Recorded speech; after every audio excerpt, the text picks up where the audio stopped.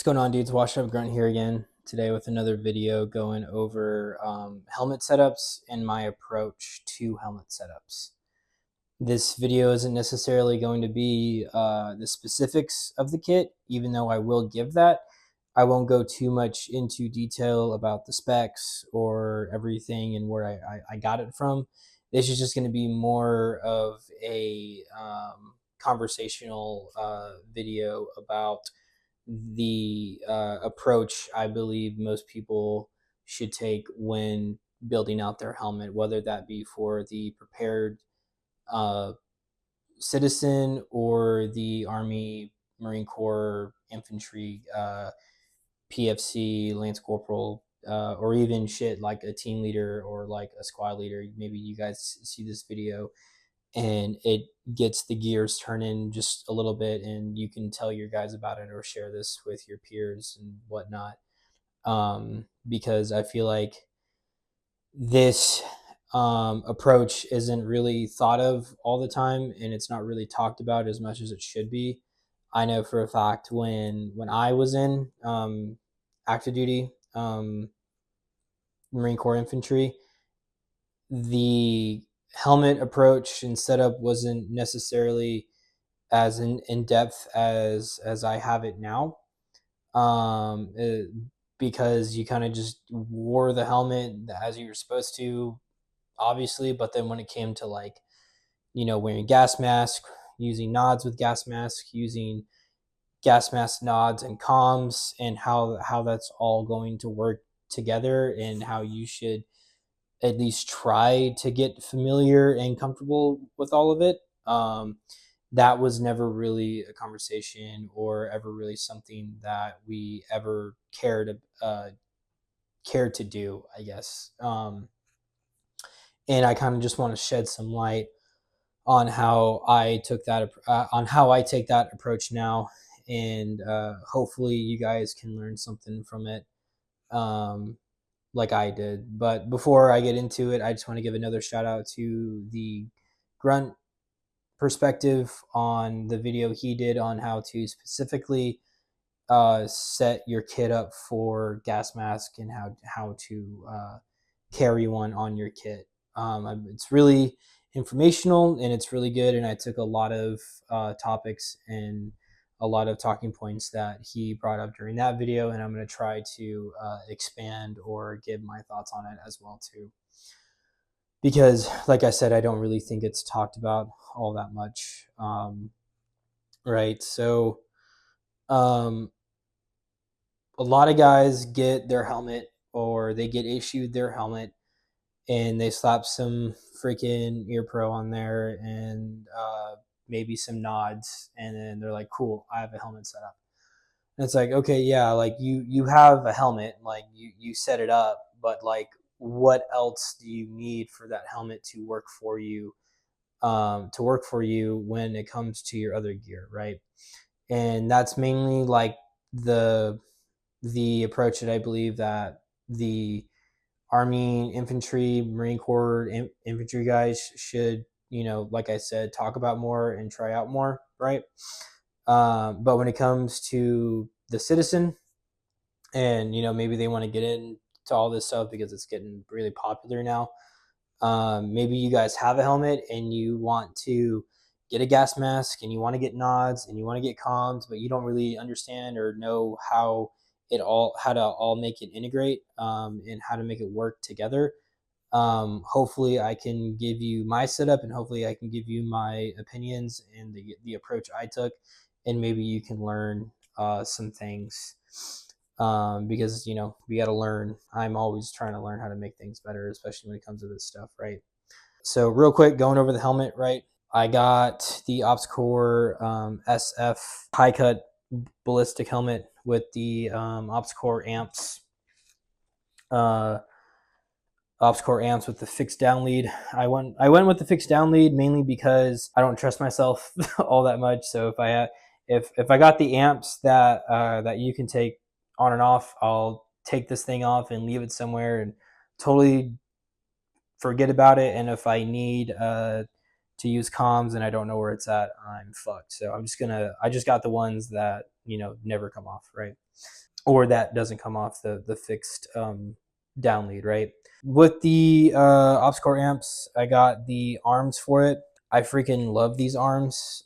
They provide a really snug and tight fit once they're on your ears, and it makes the helmet movement while wearing this thing minimal. I don't notice it moving around too much, and one of my biggest pet peeves is like helmets just moving around when it's on your body or when it's on your head, even though you have everything cinched down, you have everything tightened perfectly, it still somehow moves, and it's really annoying. And it's really uncomfortable, right?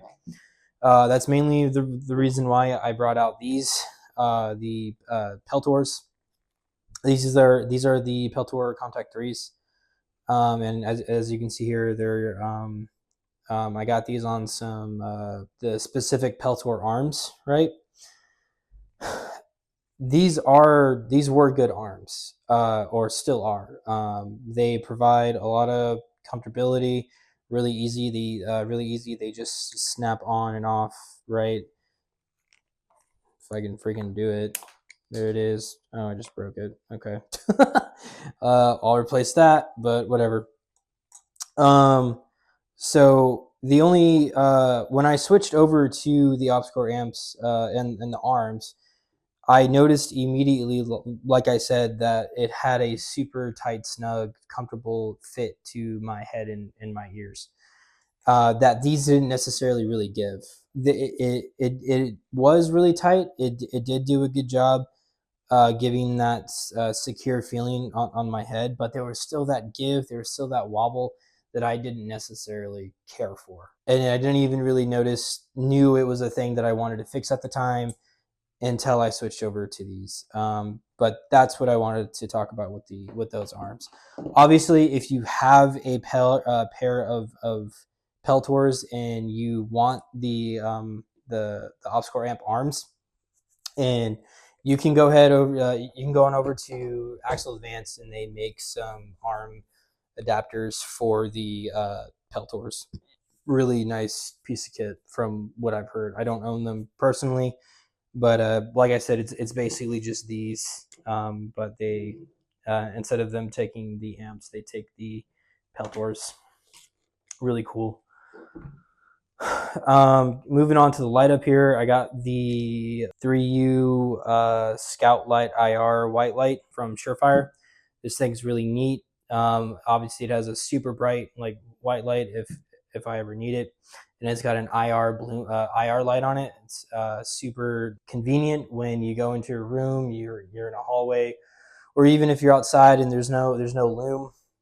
This IR light is super bright, and it allows you to see into a super dark room with no loom on it, and it's really convenient when you need it. And it's surprisingly not very bright, unless obviously it's like right in your face.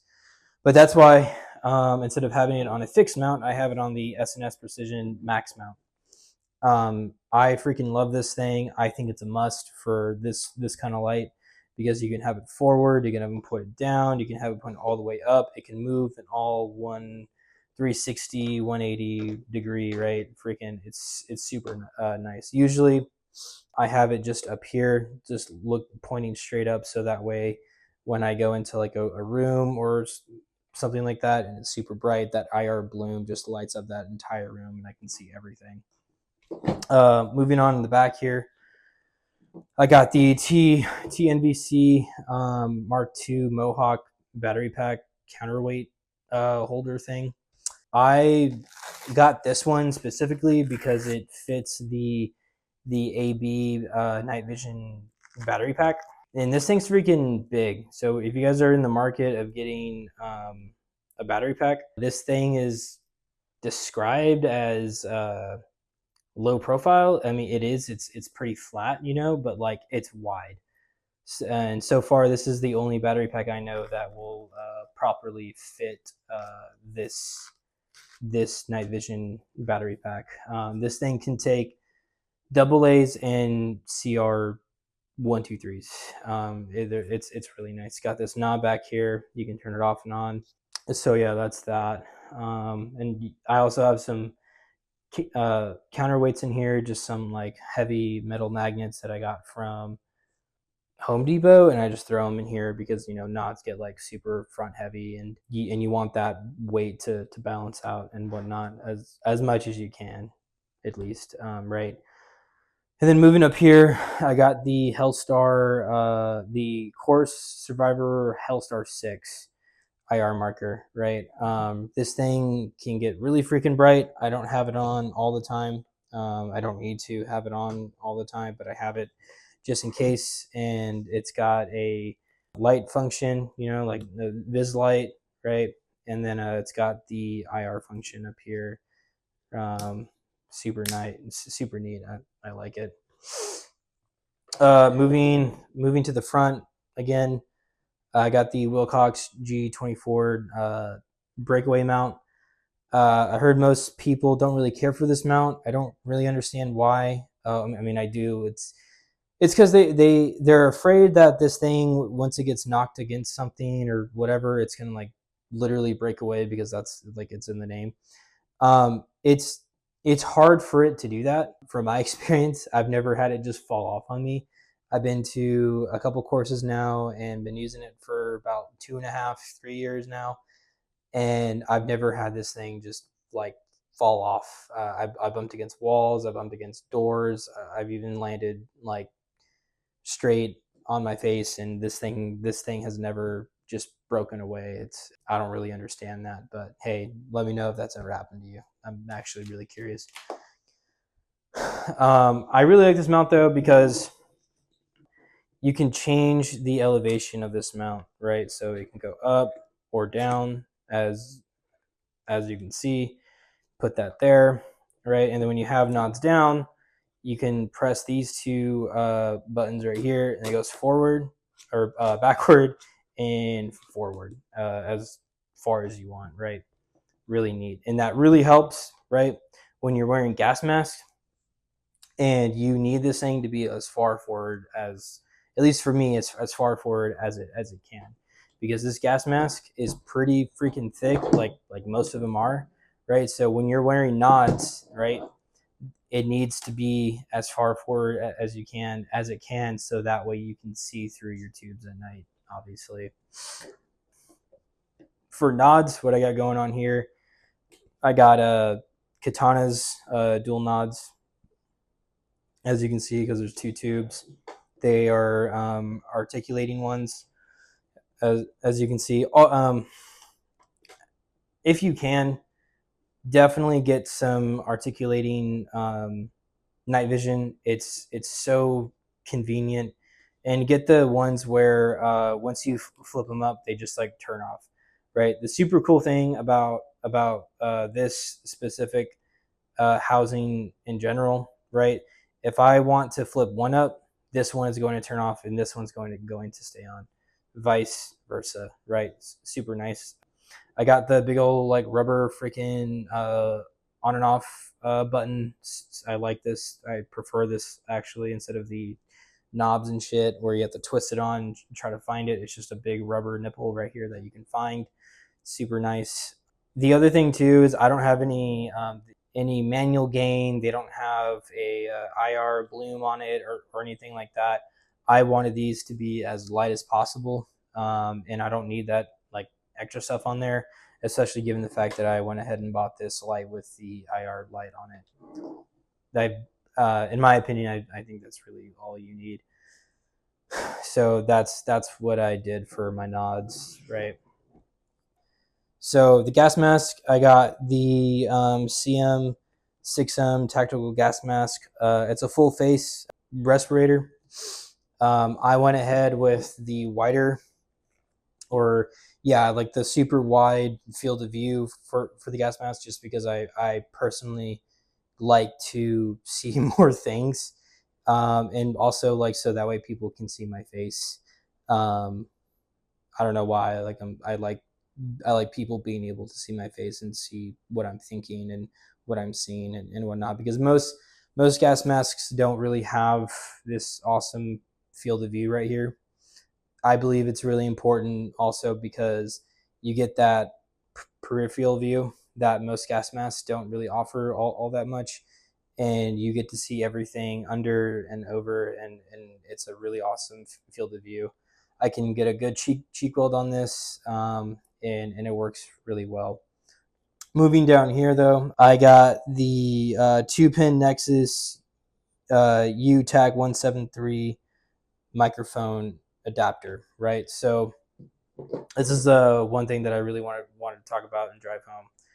So this thing you plug into, you can either use this for amps or Peltors, right? So I can show you guys here real quick.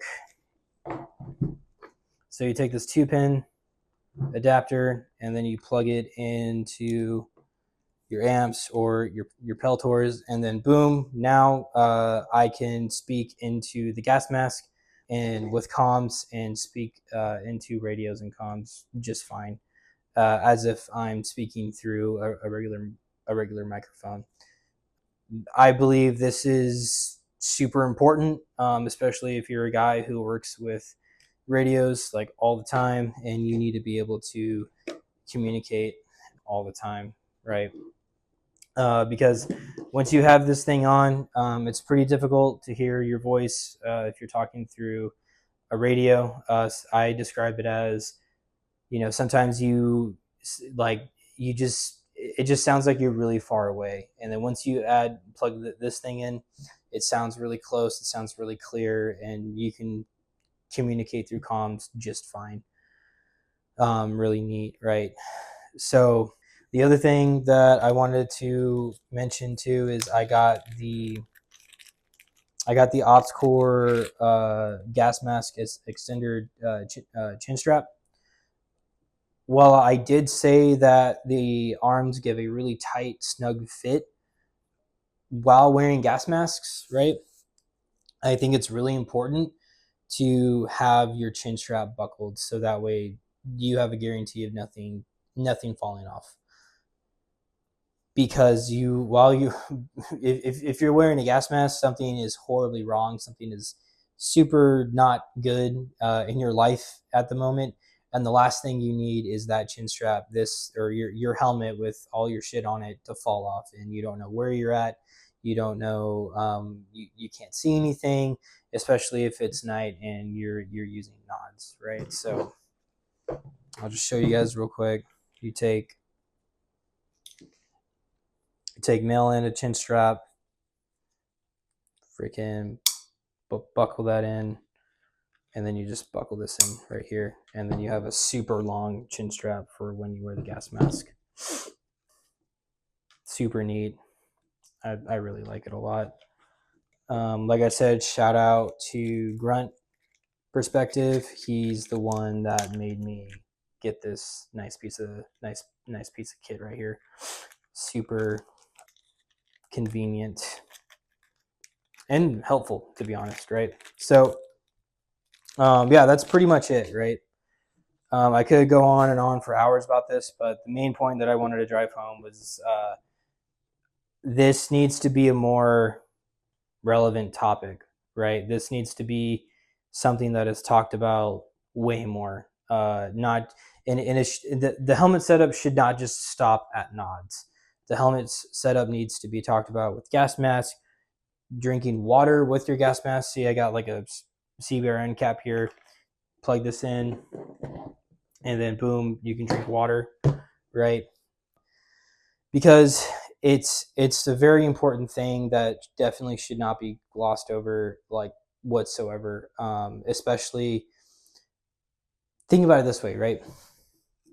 If you have to no shit put on a gas mask for whatever reason in a real life, shit hits the fan, or you're deployed and a CBRN threat happens, right? You are not just wearing this gas mask for like a couple hours. More than likely, you will be wearing this gas mask for 24, 48, 38, or 36, 24, 36, 48, 72 hours or more. So you have to basically be doing everything with this gas mask as if you did not have a gas mask on.